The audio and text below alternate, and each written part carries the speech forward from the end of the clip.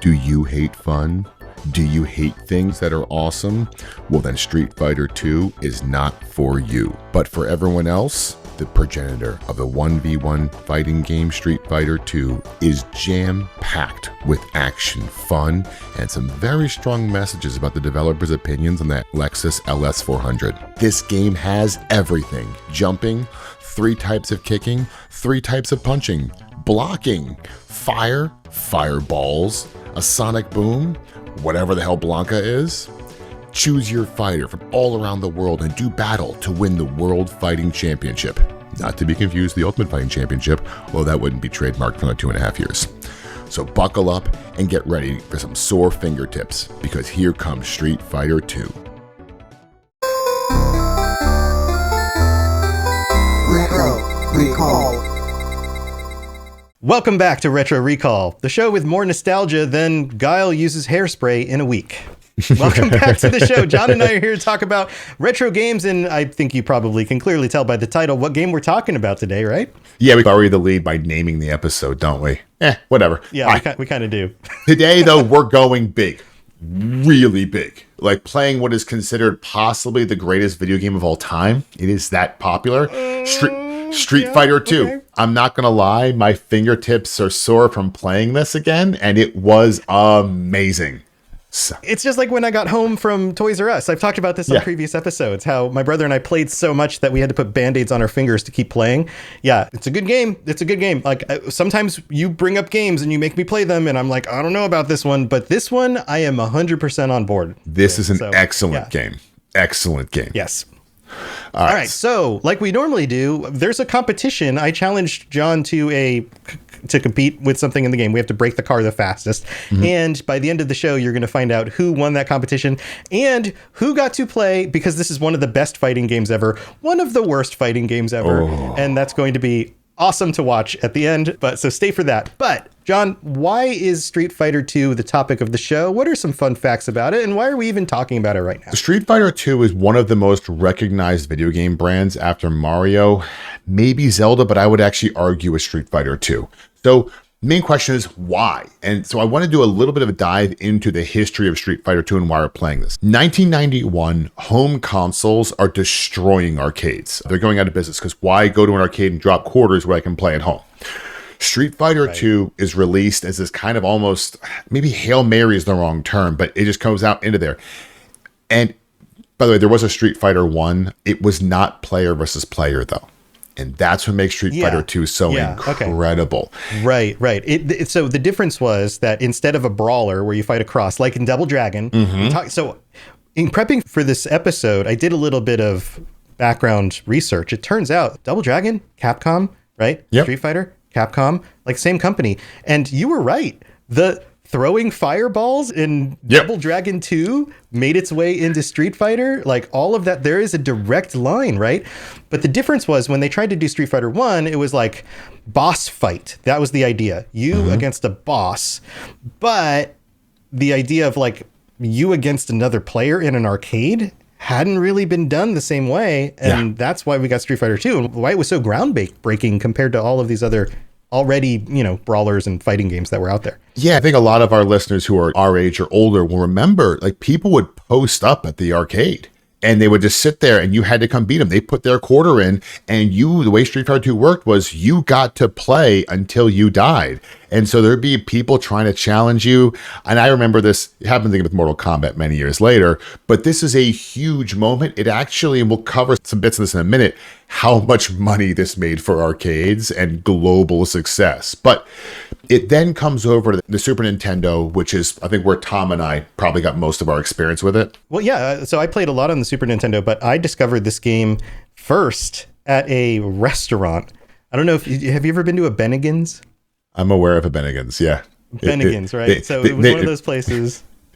Sorry, I'm just laughing. They made the news thanks to Tiger Woods, but yeah, Bennigan's also. Oh, yeah. okay. Yeah. Right. So Bennigan's was one of those places that like my parents would take us out to, and they had a little arcade at the front where you could hang out and play games while you waited.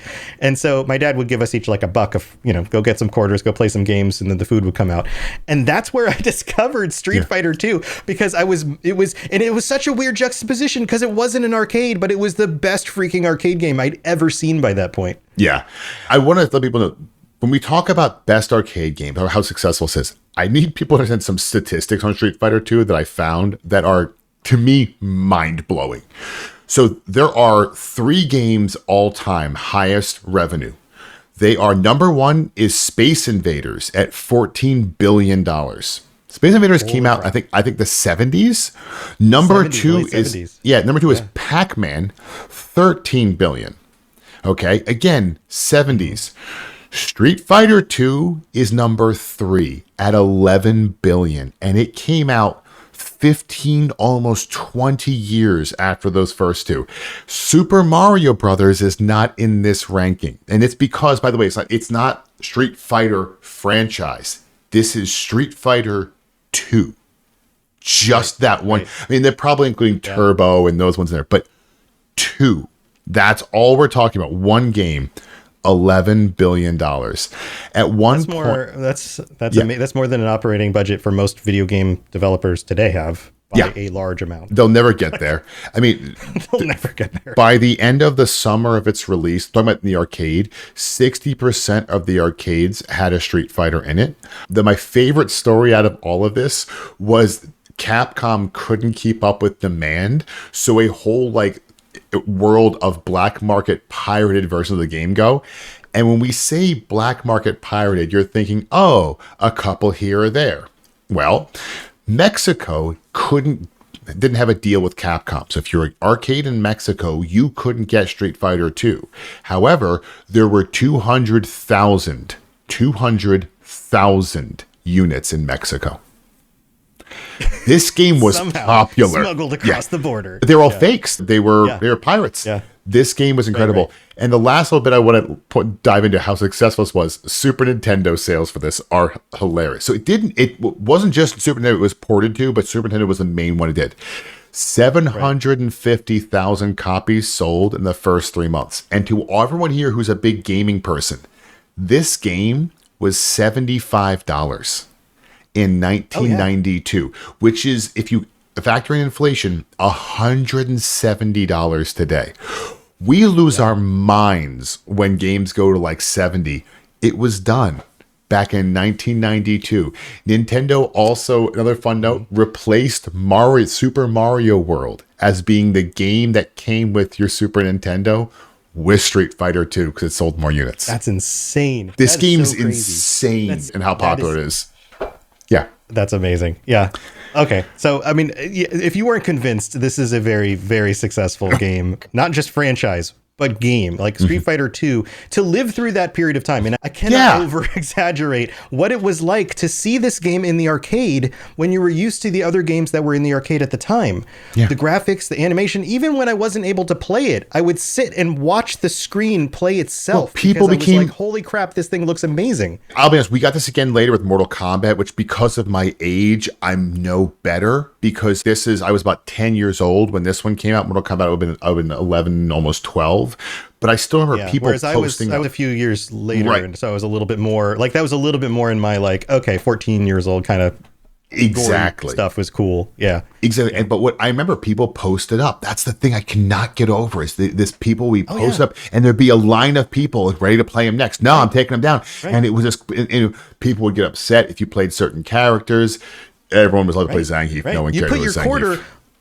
Yeah. Nobody wants to be saying you put your quarter on the thing and then that was your place in line. Yep. And then people would add other nobody knows about this experience anymore.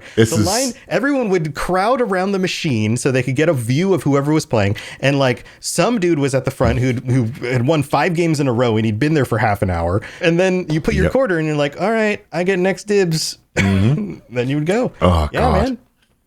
Yeah, it was a thing. This game is real. And then we get to the Super Nintendo playing at your friends' houses till as you said, Tom, till your fingers are raw from just ramming the Yes. buttons and playing and ugh.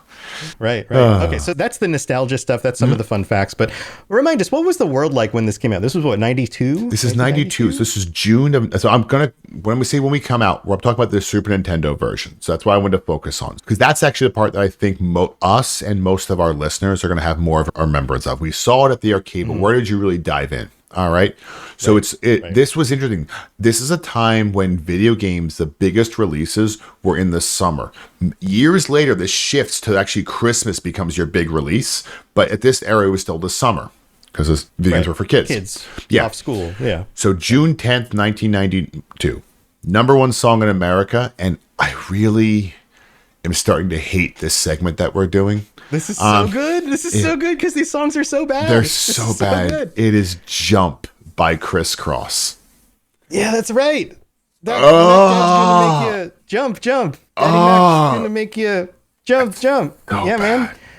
Yeah, those kids were popular because they wore their clothes backwards. That was their whole thing. So bad. That was it. That's all they had. That was just that one song and wearing clothes backwards, and then they disappeared. It was a bad era of music too. I mean, the best album I could find within 2 months of this was Sublime's 40 Ounces of Freedom. I'm not a fan of Sublime. Here's the irony. Of the two things I mentioned, Sublime's album, Criss Cross's album, which one have any of you listened to more recently? Or a single song from? So right. Yeah. One of those lasts, the other doesn't. Yeah.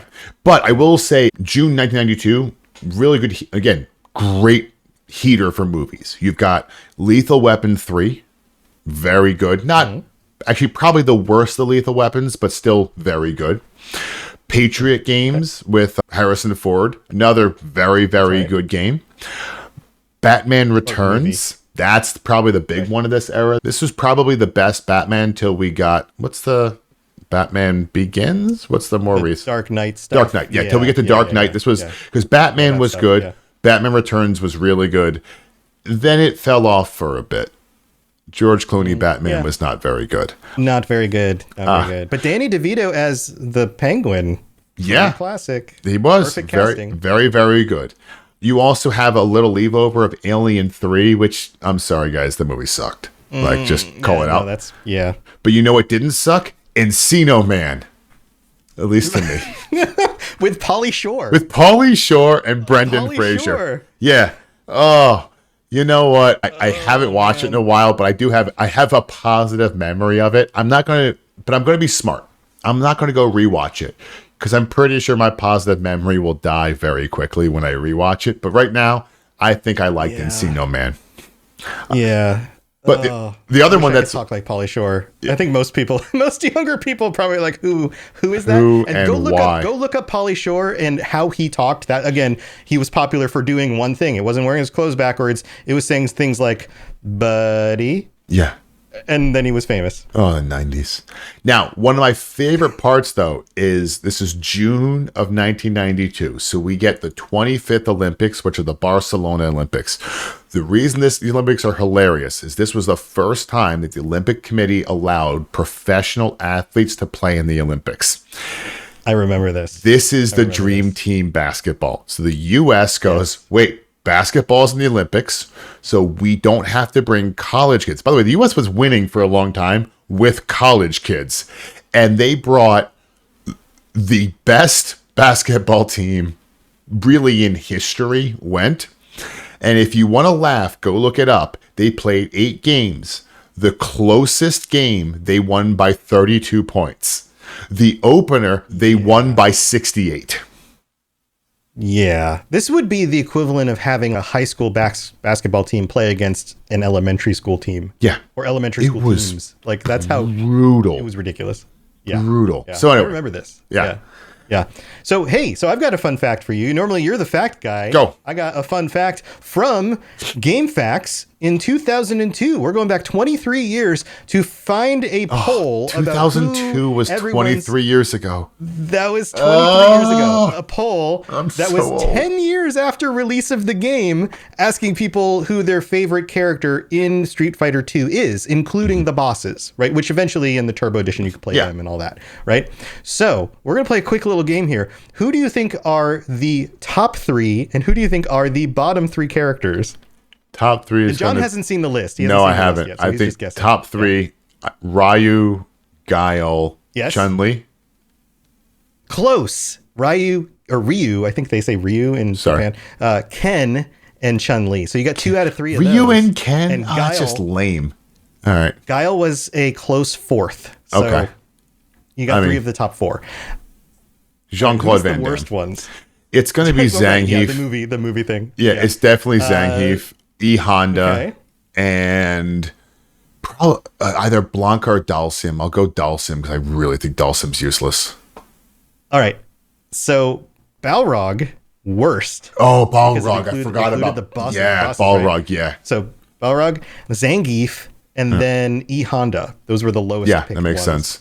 Yeah. Yeah, it makes sense, right? Yeah, that makes but sense. I thought that was so interesting. Like 10 years later, they polled everybody. And of course. And this is what's so funny is they do the Street Fighter movie. And of course, Guile becomes the lead character. And I remember even as a kid being like, why Guile? And it's because America and all of that, whatever. Yeah. And Jean-Claude Van Damme got cast as the character.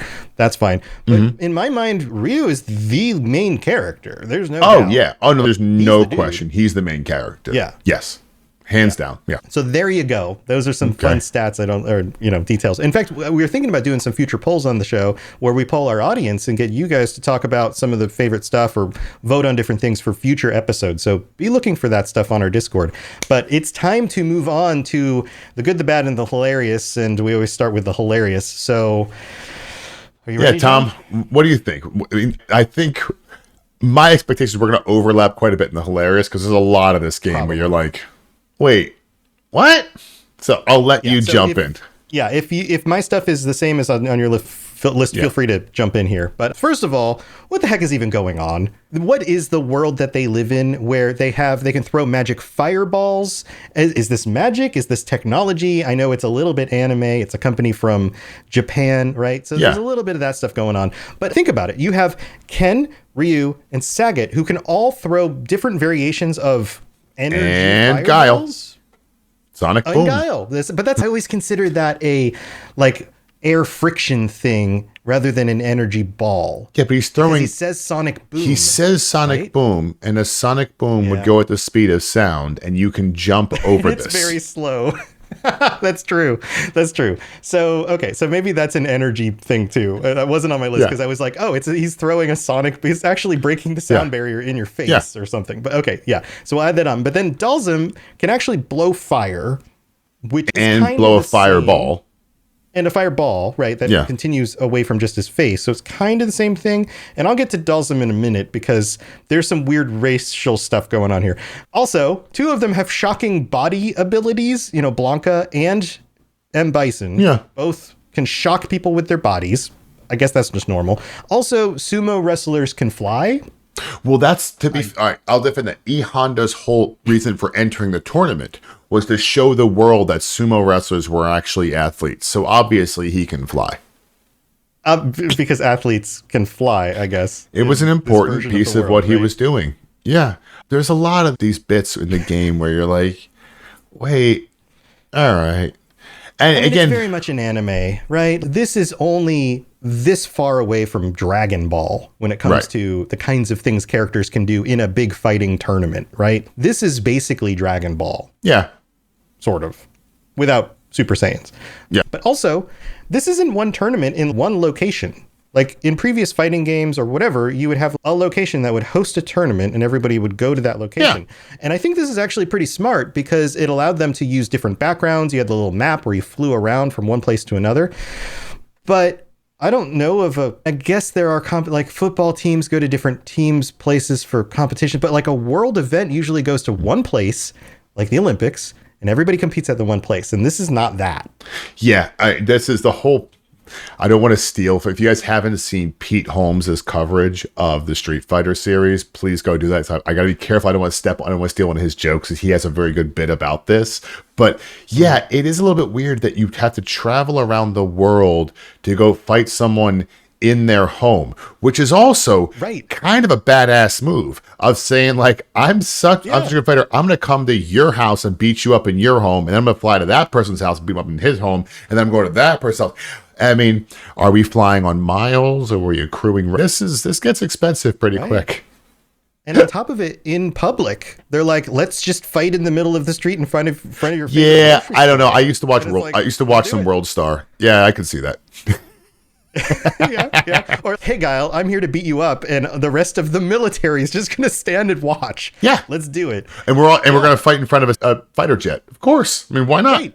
Good. Sure, why not? Why not? Which brings the backgrounds. The backgrounds are wonderful. Did you notice the drunk guy or group of people? But there's one guy with the drink in Russia. Yeah, in Russia. This is getting to some of the racist stuff, right? The Air Force, like that's a very Top Gun thing, right? Oh, yeah. Like that's a scene out of Top Gun, basically. And there are some other things there's lots of these. I'm just going to point out a few of them.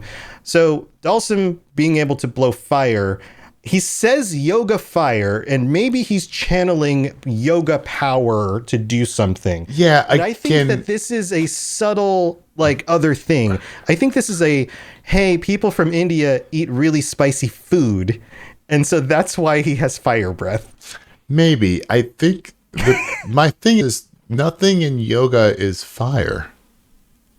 Right. It's supposed to be calming or and the sounds fighting. of water and not fighting.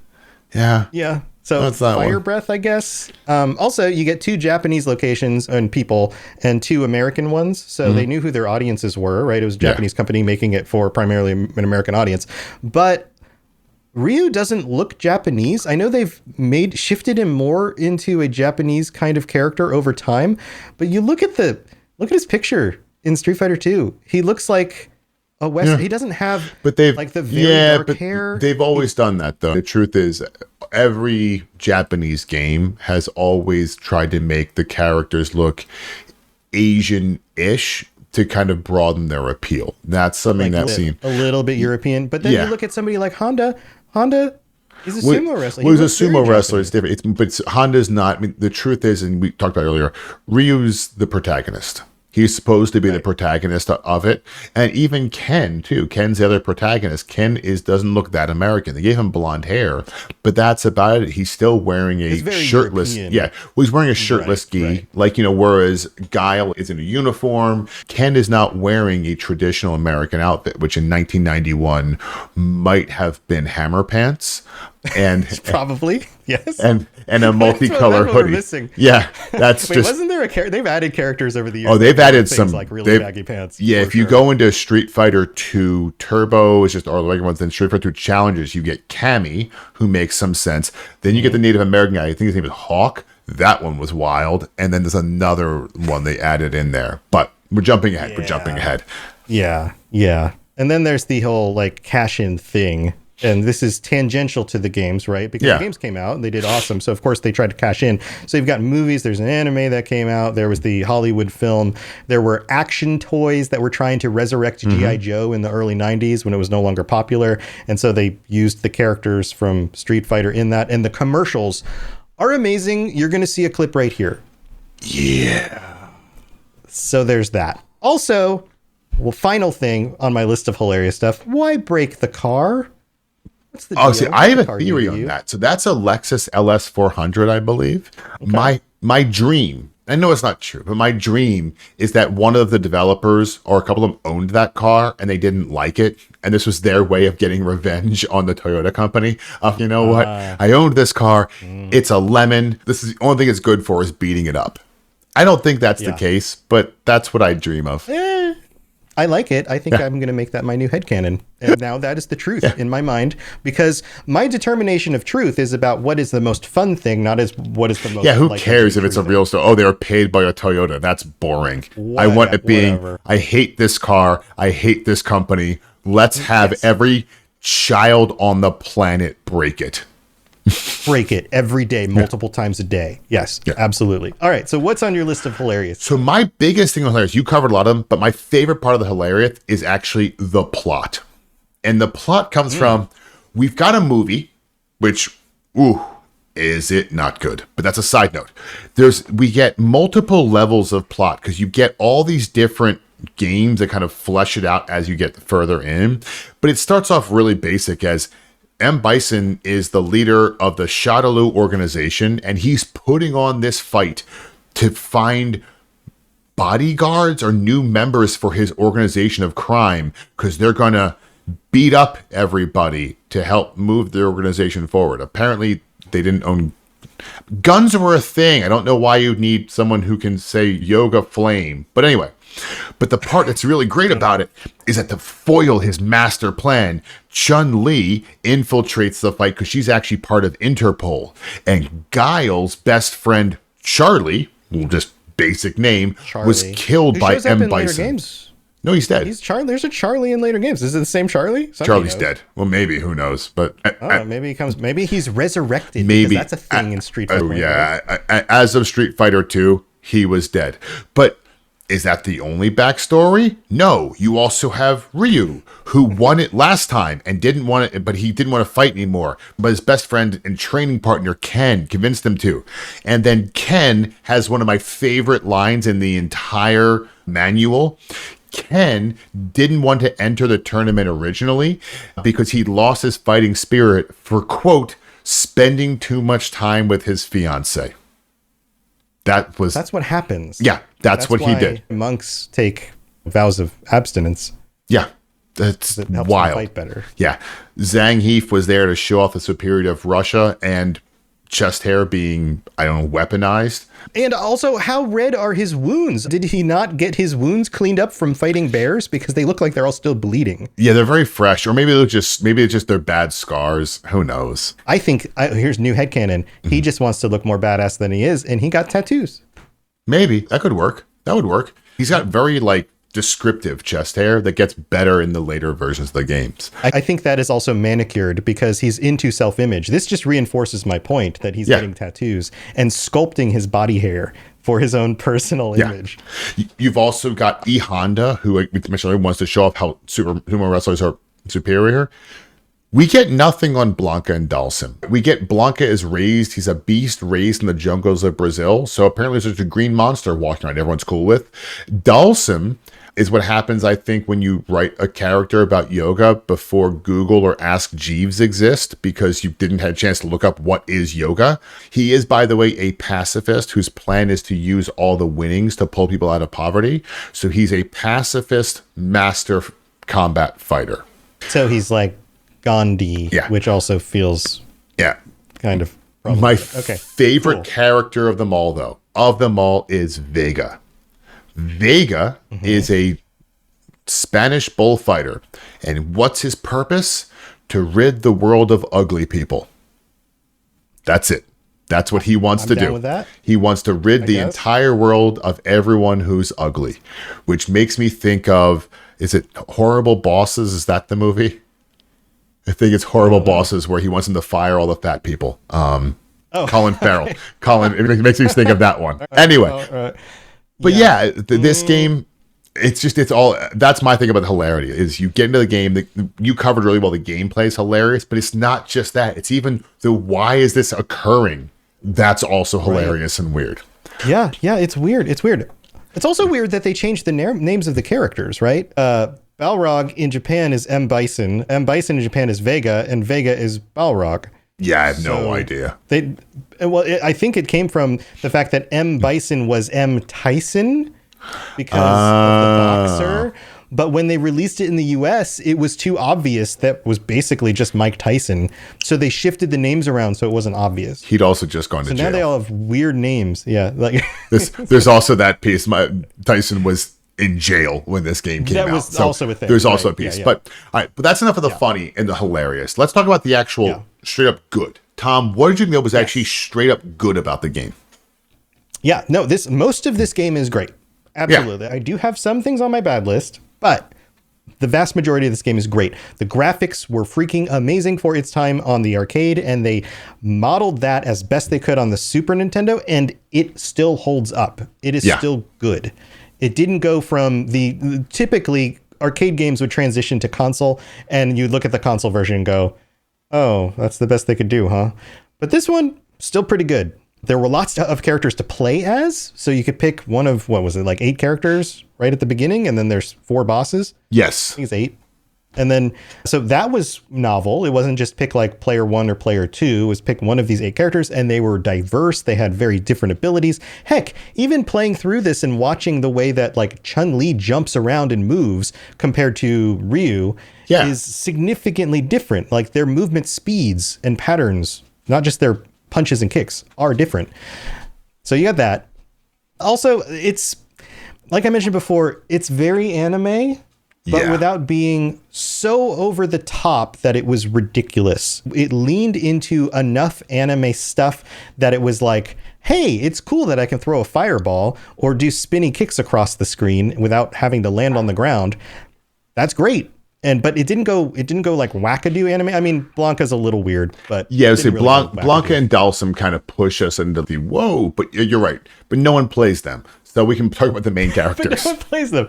So they're close enough, right? Yeah. Right. It makes sense. Also, the controls were great. It took a little bit of time to learn how to do the things that are easier to do with an actual stick on your D-pad. Yeah. But those D-pads, the Super NES D-pads were great. They worked fine. And once you figured it out, you could nail it a lot of the time. So that wasn't really a problem. The game also is fairly balanced feeling. There are definitely some characters that are easier to play than others. There are definitely some characters that are better at certain things than others. Mm-hmm. But for the most part, the balance is fun. I wouldn't say the balance is fair so much as it's fun. And I think that's fine. That's fair.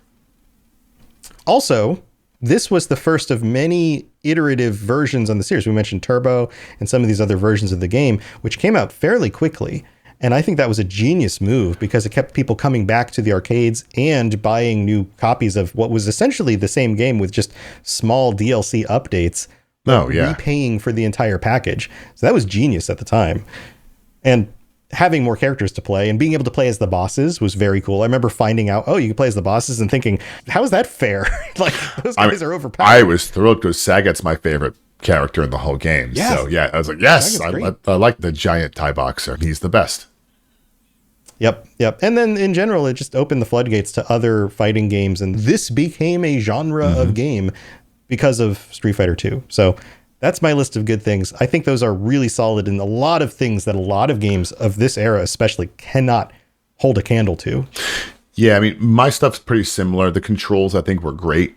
I like the 3 levels of punch and kick where you get your strength increases, but your speed decreases. So you really have to understand how do you want to nail that hitbox? Because you land that big punch or that big kick, it can do a lot of damage, but it also opens you up to the counter, which I think was improved on more by Mortal Kombat later. Mortal Kombat was the master of trying to really aim those in.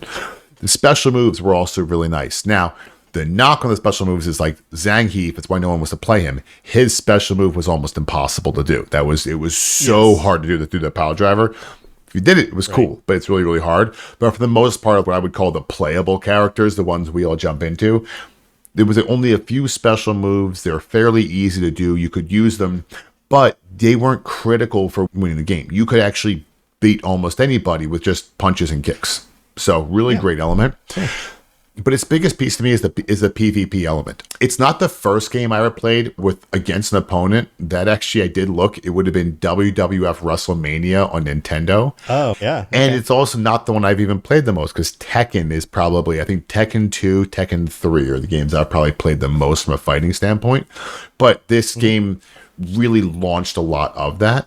And I really like this player versus player. All of my memories of Street Fighter 2 are me playing against somebody else. I don't remember playing it solo, except for when I was practicing. So I could then play against somebody else, which is a weird, because the truth is the game has no actual storyline. I was making fun of the plot earlier. You get nothing for beating it. So you would go and you would just practice and practice and practice. So when your friend came over, you could really put it on him. Yeah, I remember being proud when I beat it because and going back, my experience playing it again, those bosses are no joke. They're not easy. No, they're not. In fact, this is how bad I was going back and playing it. It took me 5 attempts to beat the first fight, the first character. Oh, really? 5. And I think part of it is not because I forgot how to play. It's because this new 8-bit Do controller, which is now making sounds because I think it's syncing. Yeah. Something about this D-pad makes it harder for me to do. And I was playing as Ken because he's my dude. I usually like to play as Ken. He was difficult because my go-to move was countering so many people with the hyper uppercut or whatever it's called. And I couldn't get my controller to do it. I can do it on other sticks, but for some reason on this D-pad, I couldn't do it. I have a Super Nintendo controller, yeah. So I actually have the controllers. So that made it a lot easier, if I'm being honest. So I had to reroute my brain and go, okay, how do I play this when I can't depend on certain special abilities? Yeah. And I tried Chun-Li, and then I tried Ryu. I went back to Ryu, and I got to the point where I could do his fireballs well. And so that became a game changer because now I had some more tools, right? Oh, yeah. But even then, by the time I'd finished playing, I still couldn't do uppercuts very well. And I just had to go with a new strategy. Yeah, I actually did 2 playthroughs. I did the first one with Chun-Li in the regular edition, and then I pulled down Turbo Edition to go through with Sagat. So I went through with both of them, and Sagat was a lot easier because he's got just some incredible power kicks, and his Tiger Uppercut is a game changer. And high punches and low punches and high fireballs and low fireballs. Yeah, all of that stuff. Yeah. Any other good stuff? That's really kind of the end of it for good for me. Let's go into complaints, Tom. What did you think wasn't good about the game? So I mentioned that it feels pretty balanced, but it's not 100% balanced. There are characters that feel cheap. Some of the bosses, their moveset is way beyond what your basic characters can do. And they clearly, this is something I noticed playing through this time. The game is reading your button prompts and compensating for the button prompts. It's not waiting for you to do a thing and then respond. It's seeing the button prompts first. And I figured that out because I started testing using certain abilities that locked me into a punch or kick or something. Okay. And then before it let me jump, I would hit the buttons as if I was to jump and attack. And the character I was fighting would jump to counter my jump. Like I could get it. I could trick it into moving in certain ways by using button prompts that it was reading. So at least I could be wrong, but it feels like that I was able to get that to happen enough times that it felt pretty solid, which means that you can use that against it if you want. Also, the hitboxes aren't 100% consistent. There are definitely times where it's like my toes went through you and nothing happened. Yeah. Or we're both swinging at the same time, but for some reason I take the hit and you don't, which is always a bummer. So there's that. And then it is compared to modern games, there's not a ton of depth. Like he's mentioned, there's no story. And the depth of the game was really relegated to this idea that all of these characters have super moves and you have to take some time to practice and memorize what those are.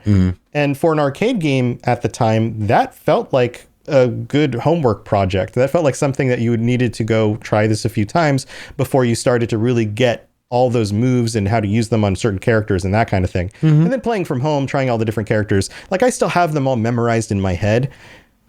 But once you do that, that's kind of the depth of the game. Then, like you said, it really just comes down to beating your friends and just testing your mettle. Yeah. But I don't know that any of those are really solid marks against the game so much as just, hey, you know what, this could be improved upon, which they improved on a lot of that stuff in later versions of Street Fighter. So I can't really hold them, to that too hard. Yeah. I'll be honest. I have none. Under the bad, I have nothing. It's a perfect game. I do. I think the game is in effect perfect. I mean, everything can be improved upon, but I think given when it was released, what its predecessors were, what its options were, and all those things, I think it's a perfect game. We've had a few of those, if we go back through time, that fall into this category that really nail every potential area you could step into.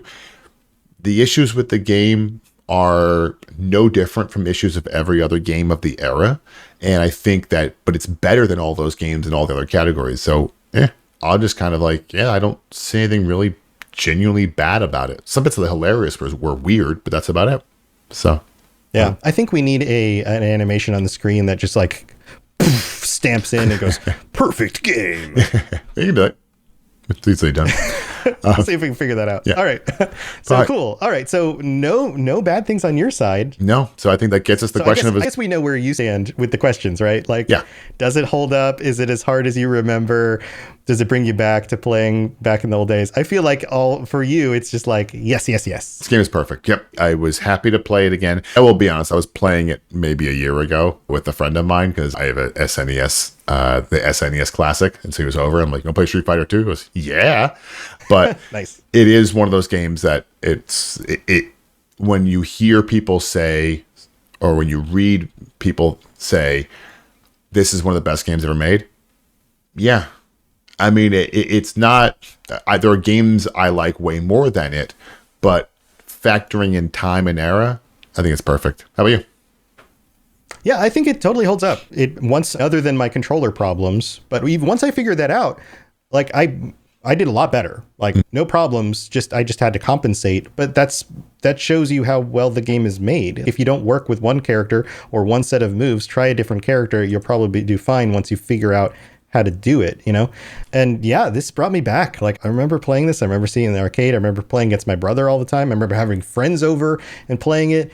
This was one of the most played Super Nintendo games that I owned. And I'm pretty sure my brother and I bought it with our own like Christmas money or something. Yeah. We went in half and half together to get it, I think. I think that's the way it worked. Yeah. Yeah. So there you go. Yeah. Yes, it does hold up. It is still as hard as I remember because there were definitely some things in there that were not easy, even on the standard setting. And yeah, brought me back. So we've got a challenge still. I challenged you to beat up the car and see who could beat up the car the fastest. But we're going to get to that in a minute. Before we get to that, what are we doing next week? All right. So next week, we've decided to take fun, compact it to a little ball, and then throw it in the garbage can because we're going Battletoads. This is, at least in my friend group, a game people look on with horror. Not in the way, not in our like bad game horror of like Cliffhanger was just poorly made. RoboCop was a terrible game. Battletoads is actually not a bad game. It is unrelentingly difficult. And so we're going to get into it and hope you guys enjoy watching us struggle through wow, this game's hard. And also, how close can you toe the line of IP violation on Teenage Mutant Ninja Turtles? Battletoads answers that question for you.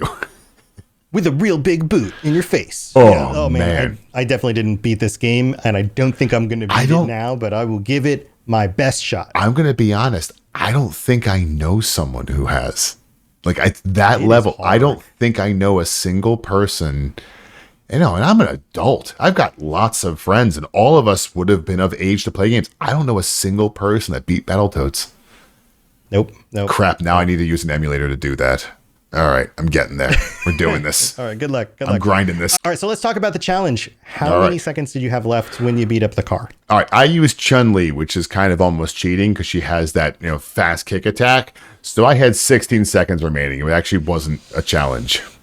Oh, yeah. I was playing through and I was using Ryu because I changed my characters like I mentioned. And I barely beat it with 1 second left, which means this guy's going to go play Pit Fighter.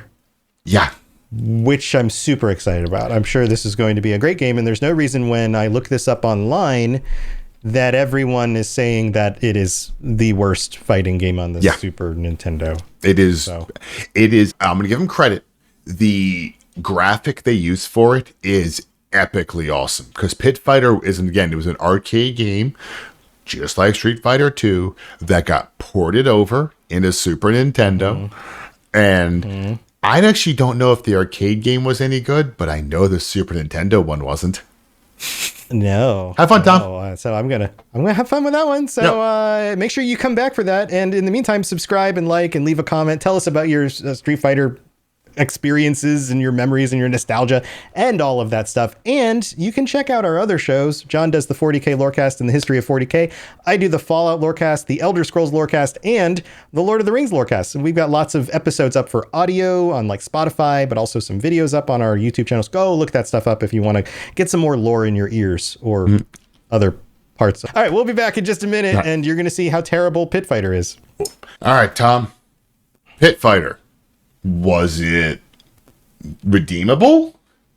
It was everything I wanted in a terrible fight. Dear God, this game is really, really bad. It doesn't even function. Like, it doesn't, load in, you pick one of 3 characters, and then the dude you're fighting comes up on you, and their body's just jittering between different poses, and you can barely control. You don't know really what's happening. Sometimes you think you're punching them, or they're punching you, and there's no feedback. It is It is ridiculous. I don't know how you beat the first fighter. At least I didn't until 25 minutes in. You pick one of 3 guys. I chose Ty, who I guess is the kickboxer of the group. I don't know. I stopped paying attention to the notes under their names. And I just tried a new strategy. I was like, what happens if I alternate between punch and kick and punch and kick? And it turns out that you can beat the first guy by just punching and kicking back and forth because he just runs into your fists and your feet. Oh, nice. Yeah. Okay. Yeah, problem solved. So that worked out. Yeah. And then I thought, okay, well, this is the strat I'm going to use on the second guy. Some biker dude with a, I don't know, bandana on his head. No, totally killed me. But on top of that, you die. You go down, you die. The game says game over and you start over. There's no continue, nothing. Nice. You don't get to pick other people to fight against. Nice. It's just the same dudes. Yes. So that's all it is. And it barely functioning. It doesn't even really work. I'm not sure how anybody played this at home for more than 5 minutes and thought, this is a game I want to keep playing. Just bad. Real bad. So you're gonna watch clips of me doing this, and it absolutely is terrible. And by the end of the 30 minutes, it felt like it was 3 hours. So yeah, sounds about right. Yeah. All right. No more bad fighting games for me. Maybe we'll play another good fighting game in the future. But I guess we're playing Battletoads. Battletoads is gonna be rough too. So stay tuned for that. And thanks for tuning in, everybody. And John, what did we learn this week talking about Street Fighter? That in my 40s, a Super Nintendo controller can still rub my fingers completely raw. And then there you go. Have a good night, everybody. Take care. Retro Recall. Robots Radio. Games. Lore. Stories. Community. Just press play.